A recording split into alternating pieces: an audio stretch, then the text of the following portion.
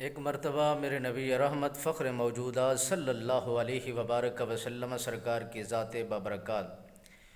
آپ اپنی آنکھیں جھکائے ہوئے ایسے پریشانی کے عالم میں تشریف فرما ہے۔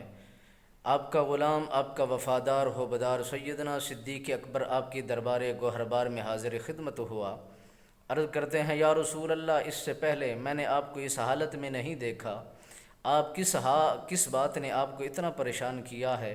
میرے نبی رحمت سرکار نے فرمایا، اے صدیق، میرا بلال مجھے یاد آ رہا ہے، اس پر جو ظلم و زیادتیاں ہو رہی ہیں اس کی داستان مجھے پریشان کر رہی ہے، کاش کہ کوئی اسے خریدتا۔ میرے نبی سرکار نے فرمایا، اگر میرے پاس اتنا مال و متاع ہوتا تو میں اپنے غلام کو خرید کر آزاد کر دیتا۔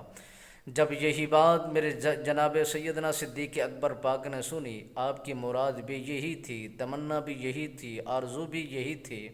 جب مراد یہی میرے نبی کی زبان حال سے نکلی تو میرے نبی کے غلام سیدنا صدیق اکبر پاک فرماتے ہیں، عرض کرتے ہیں، یا رسول اللہ صلی اللہ علیہ وسلم، اگر آپ چاہیں تو آپ کے غلام حضرت آپ کے اس غلام سیدنا بلال حبشی پاک کو آزاد کرا دیا جائے، امیہ کے ظلم و ستم سے چھڑوا دیا جائے۔ میرے نبی سرکار نے فرمایا، اگر یہ کام جو بھی کرے گا، میں محمد الرسول اللہ زمین پر خوش ہوں گا، آسمان کی بلندیوں پر میرا رب رحمان خوش ہو جائے گا۔ رسول اکرم نور مجسم رحمت دو عالم صلی اللہ علیہ وسلم سرکار نے جب یہ بات فرمائی تو صدیق اکبر پاک نے حضرت بلال حبشی کے جو ظلم و زیادتیاں کرنے والا اس کا آقا امیہ تھا، جب اس سے بات چلائی تو اس نے عرض کی کہ اے صدیق اکبر، میں اس کے عوض میں جو تمہارے پاس غلام ہے، حسین بھی ہے، خوبصورت بھی ہے، لاجواب بھی ہے، پڑھا لکھا بھی ہے، میں اسے خریدنا چاہتا ہوں، اس کے بدلے میں تجھے وہ دینا ہوگا۔ سیدنا صدیق اکبر پاک مسکرائے، فرمایا، یہ سودا وارے کا ہے، سستا ہے۔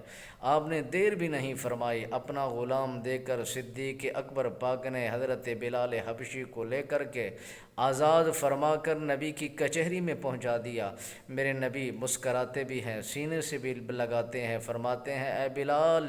جہاں تمہارا جی چاہے تم گھوم سکتے ہو، جب چاہو آ سکتے ہو، جب چاہو جا سکتے ہو، تمہارے لیے ہر طرف سے راستے کھلے ہیں، ہر طرح کی تمہاری پابندیاں ڈھل گئی ہیں۔ میرے صدیق نے تمہیں خرید کر کے آزاد تمہیں کر دیا ہے اور تمہارے لیے جنت کی خوشخبریاں ہیں۔ میرے نبی سرکار نے فرمایا، اے بلال، میرے نبی سرکار نے فرمایا، اے بلال، تو نے جو قربانیاں اللہ کے راستے میں دی ہیں، جو دین اسلام کی خاطر دی ہیں، جتنا اذیتیں آپ برداشت کر چکے ہیں، آپ سر فرست رہیں گے۔ آپ جتنا ظلم و زیادتیاں، تشدد، نشان عبرت کسی اور میرے صحابی نے نہیں برداشت کیا، جتنا برداشت کیا ہے تو میرے بلال حبشہ کے غلام نے برداشت کیا ہے۔